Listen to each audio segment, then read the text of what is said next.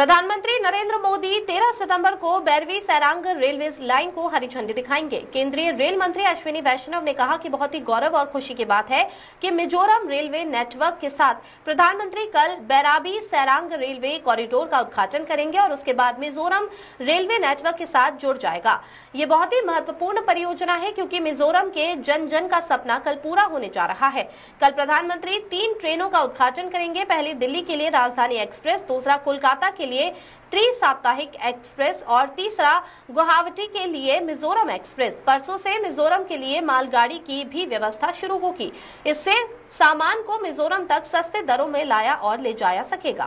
साथियों, बहुत ही गौरव की बात है, बहुत ही खुशी की बात है कि मिजोरम रेलवे के नेटवर्क के साथ माननीय प्रधानमंत्री जी कल इनॉग्रेट करेंगे बैरवी-सारंग को प्रोजेक्ट को। उसके बाद में मिजोरम रेलवे के नेटवर्क के साथ जुड़ जाएगा।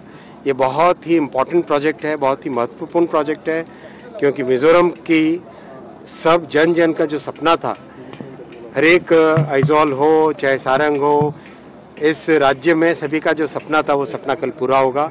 कल माननीय प्रधानमंत्री जी 3 ट्रेन्स को इनॉग्रेट करेंगे। एक तो राजधानी एक्सप्रेस दिल्ली के लिए, दूसरा कोलकाता के लिए ट्राई वीकली एक्सप्रेस और तीसरा गुवाहाटी के लिए डेली मिजोरम एक्सप्रेस।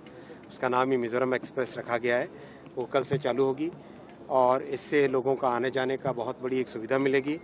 साथ ही साथ माननीय मुख्यमंत्री जी के साथ और माननीय राज्यसभा एमपी साहब के साथ मैंने डिस्कशन किया है डिटेल में किस तरह से हम मिजोरम में सामान को लाने की सुविधा कर सकें। तो from day after tomorrow onwards, परसों से मिजोरम के लिए गुड्स ट्रेन की भी व्यवस्था चालू होगी, जिससे कि सीमेंट है, स्टील है, घर के उपयोग होने वाले सामान है, वो सब आराम से ट्रेन में सस्ते से आ सके क्योंकि बहुत डिस्टेंस में बाय रोड लाने में महंगा पड़ता है, तो इससे सस्ते में आ सकेंगे।